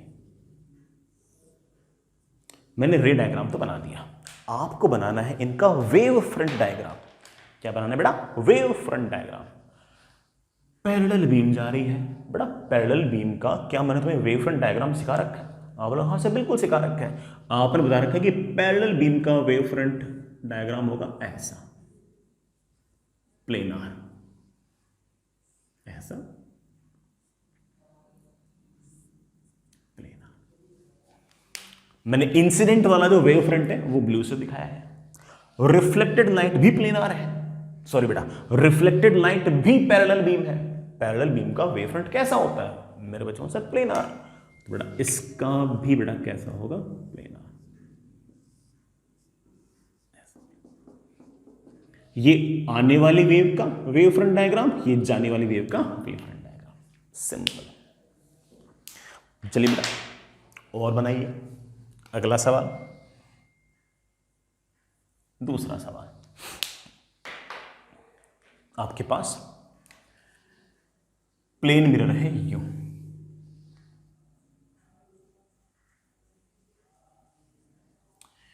इसके सामने बेटा पॉइंट सोर्स है लाइट का यूं। पॉइंट सोर्स के कारण as you know that light जाती है ऐसे, जाएगी टकरा कर वापस आ जाएगी, लाइट जाएगी यूं, टकराएगी, यूं आ जाएगी, लाइट रे जाएगी, टकराएगी, यूं आ जाएगी। इन रिफ्लेक्टेड लाइट्स को, रिफ्लेक्टेड रेज को अगर मैं पीछे की तरफ खींचता हूं तो किसी पॉइंट से आते हुए दिखाई देते हैं। जिस पॉइंट से आते हुए दिखाई देते हैं बेटा उसको इमेज बोल सकता हूं। मैंने उसको एस डैश लिख दिया है बेटा। क्या लिख दिया? S dash. चलिए अब आप वेव फ्रंट डायग्राम बनाइए, इंसिडेंट जो रे है उसके लिए भी और जो रिफ्लेक्टेड रे है उसके लिए भी। पहले इंसिडेंट का बनाता हूं। वेरी सिंपल, पॉइंट सोर्स से रेज निकल रही हैं। अरे बेटा पॉइंट सोर्स से अगर रेज निकल रही है तो वेव फ्रंट डायग्राम कैसा होगा? स्फेरिकल। कैसा होगा? स्फेरिकल। तो आप कह सकते हो कि इस पॉइंट सोर्स के कारण वेव फ्रंट डायग्राम होगा spherical, having centre at the source itself. ऐसे वेव फ्रंट डायग्राम होंगे हैविंग सोर्स एट इटसेल्फ। ये वेव फ्रंट डायग्राम है किसका? ये जो इंसिडेंट वेव है उसका। सर रिफ्लेक्टेड वाले का क्या है? बेटा रिफ्लेक्टेड रे जो है वो ऐसे डाइवर्जिंग है, डाइवर्जिंग तो है, लेकिन ये सारी के सारी रेज भी एक पॉइंट से आती हुई दिखाई दे रही है। अगर पॉइंट से आती हुई दिखाई दे रही है तो वेव फ्रंट कैसा होगा? स्फेरिकल। उसका सेंटर कहां पर होगा? उसका सेंटर ऑफ कोर्स होगा एस डैश पे, क्योंकि ये रेज कहां से आती हुई दिखाई दे रही है? एस डैश से। तो आप कह सकते हो कि सर मैं एस से स्फीयर बना सकता हूं। ओ सॉरी बड़ा, मुझे रिफ्लेक्टेड वाले के लिए दूसरा कलर यूज करना चाहिए। जो रिफ्लेक्शन के बाद जो रेज आई हैं ये वाली और ये वाली, इन सब के कारण जो वेव फ्रंट आएगा वो ऐसा सा आएगा। और इस स्फीयर का बेटा सेंटर कहां पर होगा? एस डैश में। पूरा स्फीयर नहीं बना रहा बेटा। अगेन मैं अगला बनाना चाहूं, it will be something like this. And we know that कि वेव जा रही है ऐसे, वेव फ्रंट है ऐसे, दिस एंगल शुड बी 90, बढ़ाई है ऐसे, this angle should be 90। Sir ऐसा यहां क्यों नहीं बना रहे? सर यहां भी बना दो, यहां बना ना बेटा ना। मिरर के पीछे तो वेव पहुंची नहीं है। हाँ यहां पर कोई इंसान अगर खड़ा है तो ऑफ कोर्स उसे इमेज यहां पीछे नजर आएगी, लेकिन पीछे बड़ा वेव थोड़ी पहुंची है। वेव तो सिर्फ उसे मिरर के सामने है। जहां वेव होगी वहीं वेव फ्रंट डायग्राम बनाना है। यहां पीछे वेव नहीं पहुंची है, इसलिए बेटा पीछे वेव फ्रंट डायग्राम नहीं बनाना है। वेव फ्रंट डायग्राम सिर्फ उसे मिरर के सामने। तो रेड वाला जो वेव फ्रंट है वो रिफ्लेक्टेड लाइट के लिए बना दिया, और जो ब्लू वाला है बेटा मैंने हमारे इंसिडेंट के लिए बना दिया। दोनों स्फेरिकल थे क्योंकि दोनों की दोनों बेटा रेज कहां से? पॉइंट सोर्स से निकलती थी, दिखाई दे रही थी। इंसिडेंट वाले दिखाई दे रहे थे सोर्स से, और ऑफ कोर्स बेटा जो रिफ्लेक्टेड वाले दिखा रही थी इमेज, सॉरी बेटा इमेज से। यहां पर मैंने वेव फ्रंट डायग्राम क्यों नहीं बनाया? क्योंकि बेटा यहां पर वेव है ही नहीं। वेव तो सिर्फ और सिर्फ मिरर के सामने है। वेव बेटा मिरर के पीछे पहुंची थोड़ी है, सिर्फ और सिर्फ मिरर के सामने ही वेव्स है। जहां पर वेव होगी वहीं पर तो वेव की इक्वेशन होगी, जहां पर वेव की इक्वेशन होगी वहीं पर तुम उसका फेज लिख पाओगे, और फेज लिख पाओगे तभी तो वेव फ्रंट को डिफाइन कर पाओगे। वेव फ्रंट पर डिफाइन ही हमने कैसे किया था कि वो सारे पॉइंट्स का लोकस जो सेम फेज में ऑसिलेट करते हैं। समझ गए होंगे? आगे चलिए बेटा, मैंने आपको दो करके दिखा दिए। अब बेटा आप भी तो करो, आप भी तो बेटा सवाल करो। चलिए आप भी बेटा कुछ सवाल लेते हो। आप भी बेटा एक दो सवाल करो। थर्ड,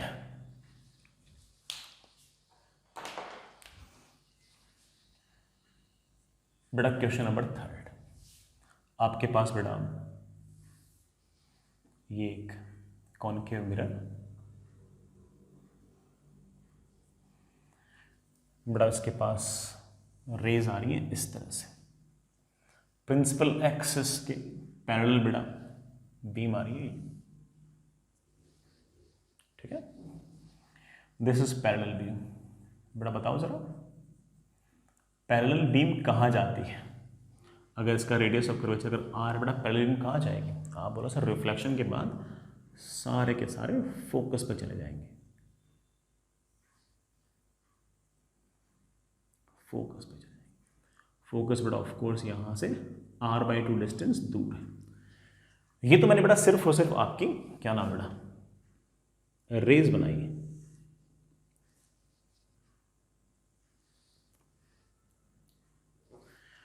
इन रेज का वेव फ्रंट डायग्राम बनाएंगे। जो इंसिडेंट रे है वो तो पैरेलल बीम है बड़ा, पैरेलल बीम का वेव फ्रंट कैसा होता है? प्लेनार। वेव जा रही है ऐसे, तो इसके परपेंडिकुलर में मैंने ऐसे प्लेन बना दिया है,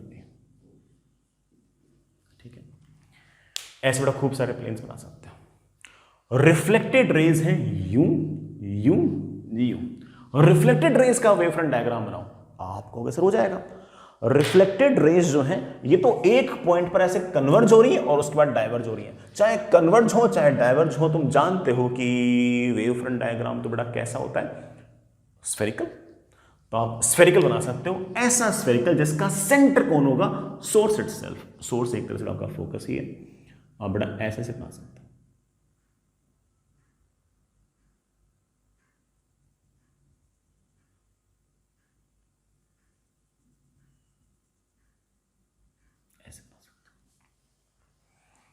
ऐसे बड़ा बना सकते हो, जिसमें से आप ऐसा कह सकते हो कि ये सारे के सारे पॉइंट सेम फेज में हैं, ये सारे के सारे पॉइंट सेम फेज में हैं, ये सारे के सारे पॉइंट सेम फेज में, ये सारे के सारे पॉइंट सेम फेज में हैं, ये सारे के सारे पॉइंट सेम फेज में, ये सारे के सारे पॉइंट सेम फेज में, ऐसा आप कह सकते हो। और ये जो एफ है या एक तरह से आपको बड़ा क्या हो गया? पॉइंट सोर्स हो गया।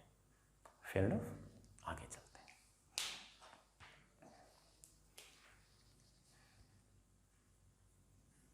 Question number 4। बड़ा आपके पास लेंस है, यू कॉन्वेक्स लेंस है, फोकल लेंथ बड़ा इसकी पॉजिटिव है। इस पर मैंने रेज भेज दी बड़ा ऐसे, पैरेलल रे, पैरेलल रे। ये जो पैरेलल रेज गई है रिफ्लेक्शन के बाद कहां से गुजरेंगे? आप कहोगे सर रिफ्लेक्शन के बाद पैरेलल रेज तो ऑफ कोर्स गुजरेंगे second focus. I hope you remember कि बड़ा सेकंड फोकस वगैरह क्या फंडा था।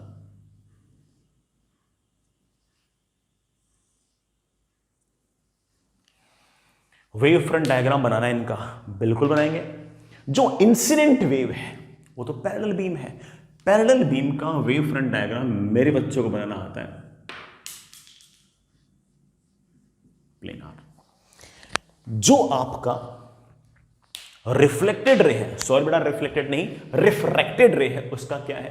तो आप बोलोगे देखो sir converging converging converging converging converging at a point. So of course ये सारे के सारे पॉइंट सेम फेज में, ये सारे के सारे पॉइंट सेम फेज में, ये सारे के सारे पॉइंट सेम फेज में, इन सबका सेंटर आपका ये बेटा आपकी रेज आ रही है डाइवर्जिंग। अगर ये रेज आ रही है डाइवर्जिंग तो ये पॉइंट सेम फेज में, ये सारे के सारे पॉइंट सेम फेज में, सारे के सारे पॉइंट सेम फेज में, सारे के सारे पॉइंट सेम फेज में, और इन सबके सेंटर क्या होगा आपका? ये फोकस होगा। सेंटर बेटा आपका ये फोकस होगा। सिंपल, बिल्कुल simple. I hope you get the point. आगे चले बेटा, और करते हैं और करते हैं।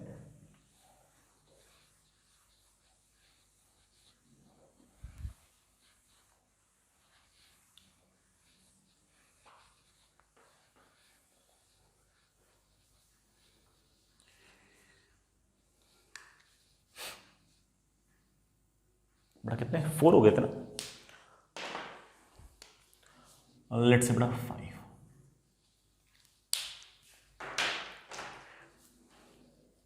आपके पास बड़ा ये एक डाइवर्जिंग लेंस और मैंने इस पर इस तरह से पैरेलल रेज डाल दी बेटा। पैरेलल रेज अगर डाल दिए, you know it very well कि रेज जो होंगी वो इस तरह से डाइवर्ज होंगी। बट आपको वेव फ्रंट डायग्राम बनाना है, बिल्कुल बनाएंगे। जो आपकी रेज इंसिडेंट है वो तो पैरेलल बीम है, बट पैरेलल बीम का वेव फ्रंट कैसा होता है? आप बोलो सर प्लेनर होता है, और ऐसा प्लेन जो ऑफ कोर्स ऐसे परपेंडिकुलर। ये रेज तो डाइवर्जिंग है, बड़ा डाइवर्जिंग का मैं तो बता रखा है वेव फ्रंट होता है स्फेरिकल, और ऐसा स्फेरिकल जिसका सेंटर कहां पर होगा? सोर्स पे। सोर्स कैसे बोलोगे? ये रेज बड़ा चेक करो, किसी न किसी एक पॉइंट से आती हुई दिखाई दे रही होंगी। ये डिस्टेंस बड़ा तुम जानते हो मॉड ऑफ एफ होती है। तो ये आपके पास वेव बड़ा, ये एक तरह से पॉइंट सोर्स है और इसमें से रेज निकल रही है बड़ा। तो आप कह सकते हो कि इन सब के लिए wave front will be spherical like this. इन सारे के सारे स्फीयर का सेंटर ये, स्फीयर का सेंटर ये, स्फीयर का सेंटर ये बड़ा आपका रिफ्लेक्टेड रे का रिफ्रैक्टेड रे का आपका wave front diagram. I hope बड़ा वाली बात समझ में आ गई होगी। मैं यहां पर एक पॉइंट और लिखाना चाहता हूं, और बड़ा वो ये है कि मान ले बेटा इसके हर पॉइंट पर फेज है φ1, तो इसके हर पॉइंट पर फेज है φ2। वेव को यहां से यहां तक आने में जितना टाइम लगेगा, वेव को बेटा यहां से यहां तक आने में उतना ही टाइम लगेगा, वेव को यहां से यहां तक आने में उतना ही टाइम लगेगा। एक वेव फ्रंट से दूसरे वेव फ्रंट तक जाने में जितने भी रास्ते हैं, हर रास्ते में बेटा टाइम बराबर लगेगा। जितना टाइम यहां से यहां, उतना टाइम यहां से यहां, उतना टाइम यहां से यहां। एक वेव फ्रंट से अगले वेव फ्रंट तक जाने में समय हमेशा बराबर लगेगा। तो एक बड़ा अच्छा सा पॉइंट है, प्लीज लिखिएगा। Time taken to travel from one wavefront to another along different paths will be always equal। एक वेव फ्रंट से दूसरे वेव फ्रंट तक तुम जिस रास्ते से जाना चाहो उस रास्ते से जाओ, बेटा हमेशा टाइम आपको बराबर ही लगेगा। ठीक है बेटा, टाइम आपको हमेशा बराबर ही लगेगा। चलो बच्चों, अपन ने खूब सारे सवाल किए बेटा, खूब सारे सवाल किए।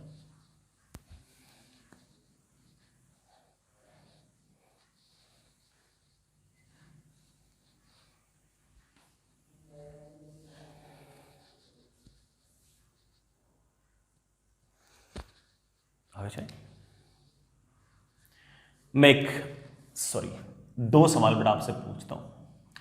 ये बेटा जेई मेन का सवाल है और अच्छे सवालों में से है, मतलब बहुत कम बच्चे ये वाला सवाल सही करके आए थे, है ना। कॉन्सेप्ट नहीं पता होता बच्चों को, बेटा बहुत सारे बच्चों ने सवाल गलत किया। सुनिएगा बेटा, मान लीजिए कि ये ग्राउंड है, ठीक है बेटा, ये ग्राउंड है, और इस ग्राउंड से बेटा जैसे जैसे तुम ऊपर जाओगे वैसे वैसे रिफ्रैक्टिव इंडेक्स बढ़ेगा। ये सवाल के अंदर लिखा हुआ था बेटा, ये सवाल के अंदर लिखा हुआ था कि जैसे जैसे ऊपर जाएंगे वैसे वैसे रिफ्रैक्टिव इंडेक्स बढ़ेगा। तो ये ग्राउंड, जैसे जैसे ऊपर जाओगे रिफ्रैक्टिव इंडेक्स बढ़ेगा। बेटा स्पीड ऑफ लाइट होती है c/n, n बढ़ेगा तो स्पीड घटेगी, ये आपने सोच लिया होगा। ठीक, एक बेटा पैरेलल बीम आ रही है,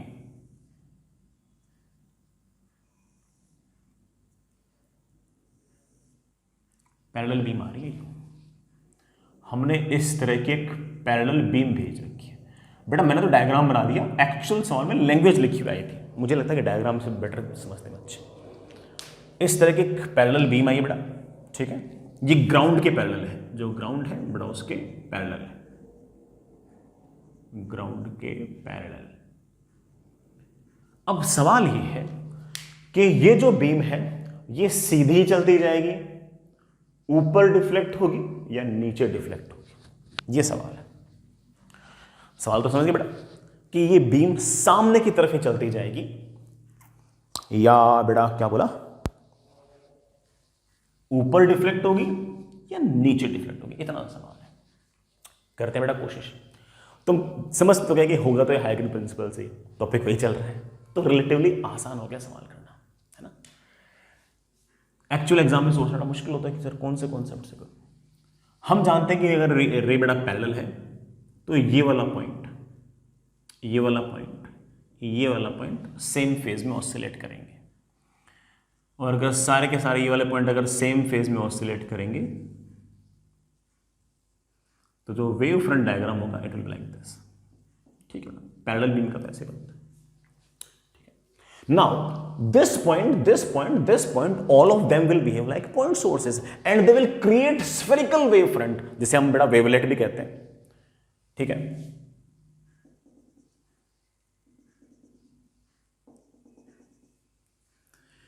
टी टाइम में इसने बड़ा ऑफ कोर्स कोई ना कोई स्फीयर क्रिएट किया ऐसे, इसने बड़ा स्फीयर क्रिएट किया ऐसे, इसने भी स्फीयर क्रिएट किया ऐसे। मुझे उस स्फीयर के पीछे वाले हिस्से से मतलब नहीं है, सिर्फ और सिर्फ आगे वाले हिस्से से मतलब है, सिर्फ आगे वाले हिस्से से मतलब है। इसने जो स्फेरिकल वेव फ्रंट क्रिएट किया टी टाइम में बड़ा, उसने मान लेते हैं डिस्टेंस ट्रेवल की है v1t।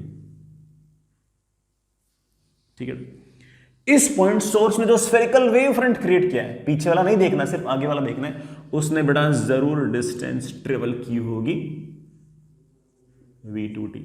सर इस बार डिस्टेंस बराबर ट्रेवल नहीं हो रही है, नहीं बेटा, यहां पर स्पीड ऑफ लाइट ज्यादा है क्योंकि यहां पर n की वैल्यू कम है। जैसे जैसे ऊपर जा रहा हूं बड़ा n की वैल्यू बढ़ रही है, n की वैल्यू बढ़ रही है तो स्पीड ऑफ लाइट घट रही है। ठीक है, यहां वाला जो सेकेंडरी सोर्स है बड़ा, ये भी बड़ा अपने आप में एक स्फेरिकल वेव फ्रंट क्रिएट करेगा और वो डिस्टेंस ट्रेवल करेगा v3t। Now we could easily say कि now this point and this point, all these 3 points are at same phase।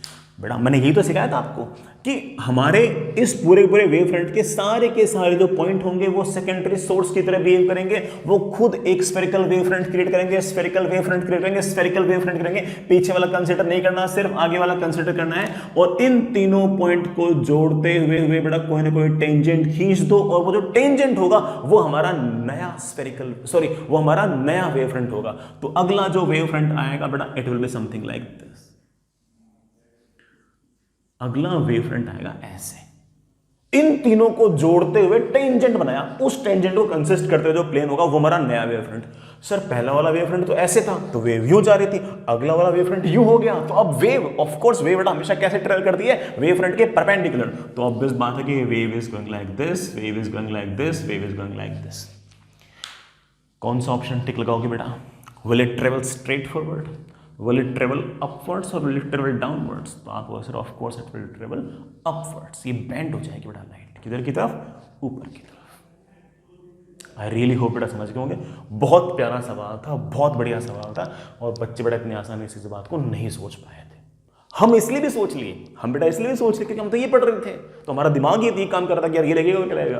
Actually exam में ऑफ कोर्स बेटा बच्चे को हल्की फुल्की दिक्कत तो इसमें आई होगी, पक्का आई होगी। एक बात और बेटा, सर आपने कहा यहां के हर पॉइंट का फेज है φ1, तो इसके हर पॉइंट का फेज है φ2। एक वेव फ्रंट से दूसरे वेव फ्रंट तक जाने में समय हमेशा बराबर लगेगा। सर समय बराबर कैसे लग गया?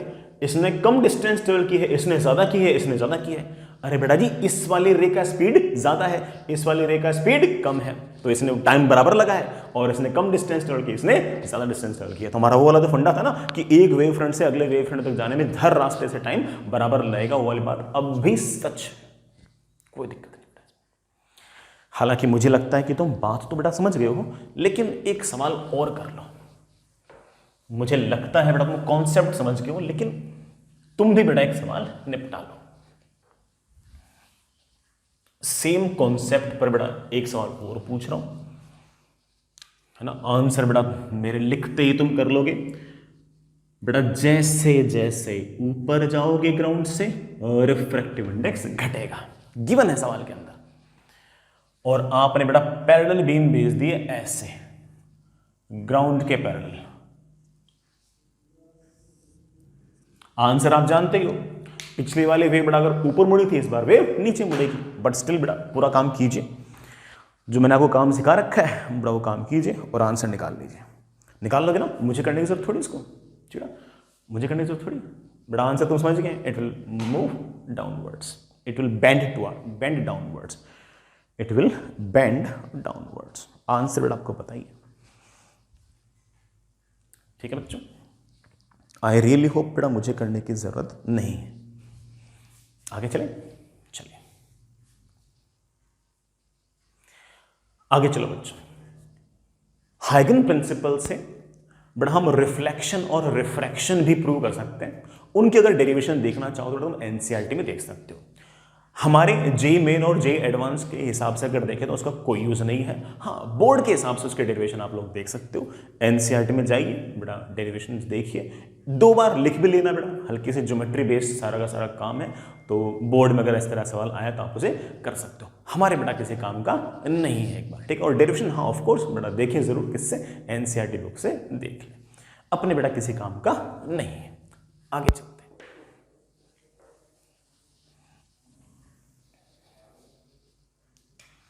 बड़ा, आगे चलिए। नेक्स्ट इज एक सवाल और बेटा, ये एयर है, ये बेटा कोई ना कोई मीडियम है,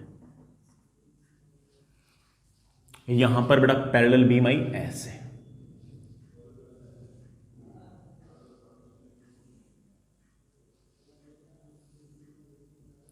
बेटा पैरेलल बीम आई ऐसे, पैरेलल बीम आई इस तरह से, तो बड़ा वेव फ्रंट जो बनेगा बड़ा ऑफ कोर्स ऐसे बनेगा,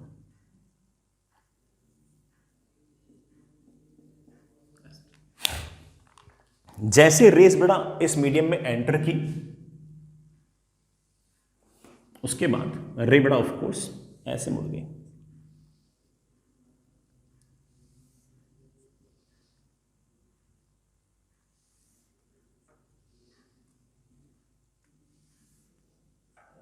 ऐसे मुड़ गई, बड़ा इस तरह से मुड़ गई। अगर आपका पहले वाला वेव फ्रंट बड़ा अगर ऐसे था तो बड़ा ऑब्वियस बात है कि अगला वाला वेव फ्रंट भी बड़ा प्लेनार ही होगा, लेकिन वो भी मुड़ जाएगा, और वो भी मुड़ जाएगा। जो नया वाला वेव फ्रंट होगा it will be something like this,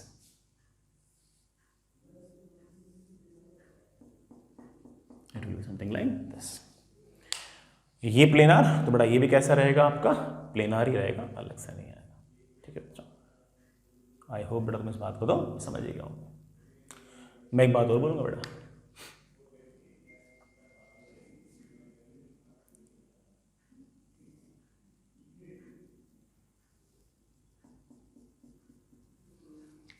जैसे बेटा मान लीजिए कि मैंने ऐसा एक वेव फ्रंट लिया, ठीक है, और मान लीजिए कि बेटा ये वाले जो डिस्टेंस है ये मुझे दे रखी है 2 मीटर, और ये वाले डिस्टेंस मुझे दे रखी है मान लीजिए 1 मीटर, ये 1 मीटर बेटा ये 2 मीटर, ठीक है बेटा। ये ऐसे ऐसे वेव फ्रंट बनेंगे, मैंने बेटा यहां पर एक एच बना दिया, ये एक वेव फ्रंट है। मैं आपसे पूछ रहा हूं find refractive index of medium, find refractive index of medium. यहां तो एयर है बेटा, ये जो मीडियम है इसका रिफ्रैक्टिव इंडेक्स क्या है बता देंगे बेटा, वैसे तो है ना। सुनिए, इस पॉइंट का फेज है φ1, तो ऑफ कोर्स इस पॉइंट का फेज भी है φ1। इसी तरह से अगर इस पॉइंट का फेज है अगर φ2, तो इस पॉइंट का फेज भी है φ2। इस वेव फ्रंट से इस वेव फ्रंट तक आने में चाहे आप इस रास्ते से आओ चाहे आप इस रास्ते से आओ, बेटा टाइम तो क्या लगेगा, बराबर। लिख भी रखा अपनी वाली बात तो लिख रखी ना, कि चाहे आप इस रास्ते से आइए चाहे आप इस रास्ते से आइए, टाइम तो सेम लगेगा। और अगर टाइम सेम लगेगा तो आप कह सकते हो कि यहां से यहां तक आने का जो टाइम होगा that will be of course 2 metre upon c. C is of course velocity of light in air और वैक्यूम।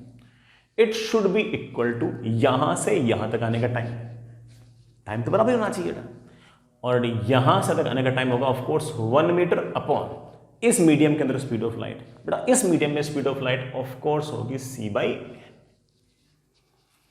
बेटा c से c क्या हो गया, कैंसिल, रिफ्रैक्टिव इंडेक्स बेटा वैल्यू आ गई है 2। दिस इज योर आंसर बेटा, दिस इज योर आंसर।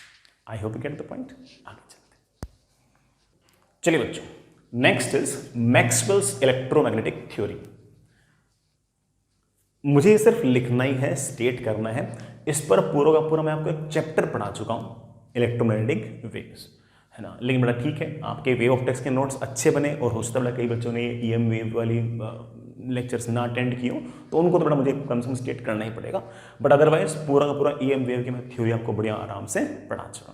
तो चलिए सुनिए बेटा, next is electromagnetic wave theory. मेरे ख्याल से 1873 के अंदर मैक्सवेल सर ने ये EM वेव थ्योरी प्रपोज की थी और ये अब तक की जितनी थ्योरीज हैं उनमें सबसे ज्यादा एक्यूरेट है। हम इस बात को जानते हैं कि हमारी जो वेव है वो मतलब लाइट वेव जो है वो एक नॉन मैकेनिकल वेव है। एंड ऑफ कोर्स हाइगन सेड दैट कि मैकेनिकल वेव है, और हमने क्या कहा कि नॉन मैकेनिकल वेव है। मैक्सवेल ने कहा कि ये नॉन मैकेनिकल वेव है, इसे एक जगह से दूसरी जगह तक ट्रेवल करने के लिए किसी प्रकार के केवल मीडियम की जरूरत नहीं है। सन से अर्थ तक जो लाइट आती है बड़ा तुम जानते हो कि मोस्टली वो वैक्यूम के अंदर ट्रेवल करके ही आती है। और ऑफ कोर्स हम कह सकते हैं बड़े आराम से कि ऑफ कोर्स इसका मतलब तो ये निकला कि लाइट जो है वो बड़े आराम से वैक्यूम में ट्रेवल कर सकती है। ठीक है, अगेन मैक्सवेल ने एक बात और बड़ा एग्जैक्टली उल्टी कही जैसी हाइगन ने कही। हाइगन सेड दैट कि आपकी जो वेव है वो एक लॉन्गिट्यूडनल वेव है, लेकिन मैक्सवेल ने कहा कि लाइट जो है वो एक ट्रांसवर्स वेव है। ही said that it is transverse wave. तो दोनों ही बातें बेटा मैक्सवेल ने सही कही, हाइगन सर से गलती हुई। ठीक है, नाउ मैक्सवेल सेड दैट कि यहां पर जो डिस्टर्बेंस होंगी वो होंगी electric field and magnetic field. He said that कि लाइट जो है it is basically combination of time varying electric and magnetic field. Time varying electric field और मैग्नेटिक फील्ड जो है वो हमारी बेटा इलेक्ट्रोमैग्नेटिक वेव के अंदर रहेंगी। ठीक है, ये किस तरह से बेटा इलेक्ट्रिक फील्ड और मैग्नेटिक फील्ड इंड्यूस होती है, अगेन मैं कहूंगा कि पूरा चैप्टर पढ़ा रखा है, वापस बेटा देखना चाहो देख ही सकते हो। नाउ ही प्रपोज दैट कि जिस तरफ आपके पास लाइट जा रही होगी, जिस तरफ बेटा आपके पास लाइट जा रही होगी उसके परपेंडिकुलर प्लेन में बेटा उसके परपेंडिकुलर प्लेन में इलेक्ट्रिक फील्ड और मैग्नेटिक फील्ड ऑसिलेट करेगी। अगर इलेक्ट्रिक फील्ड ऑसिलेट करेगी ऐसे तो बेटा मैग्नेटिक फील्ड ऑसिलेट करेगी ऐसे। तो electric field will be perpendicular to magnetic field, magnetic field will be perpendicular to velocity of light, velocity of light will be perpendicular to electric field. यही नहीं बेटा, मैंने आपको ये भी सिखा रखी है कि ई बी और सी में बेटा रिलेशन क्या होगा कि इलेक्ट्रिक फील्ड की जो वैल्यू होगी बेटा वो हमेशा मैग्नेटिक फील्ड टाइम्स सी होगी। अगेन जो उसकी डिटेल्स है बेटा आप धीरे धीरे अगेन देखना चाहो देख सकते हो। So this was the theory proposed bye Maxwell and it is the most accurate of all the theories. सारी के सारी थ्योरीज में से बेटा मैक्सवेल की थ्योरी सबसे ज्यादा एक्यूरेट है। ठीक है, हालांकि मैंने कहा ना बेटा हाइगन सर की बहुत सारी बातें गलत भी थी, लेकिन जो उनका वेव फ्रंट वाला जो फंडा था ना वो हमारे काफी ज्यादा काम आया था। ठीक है, I hope you get the point. चलिए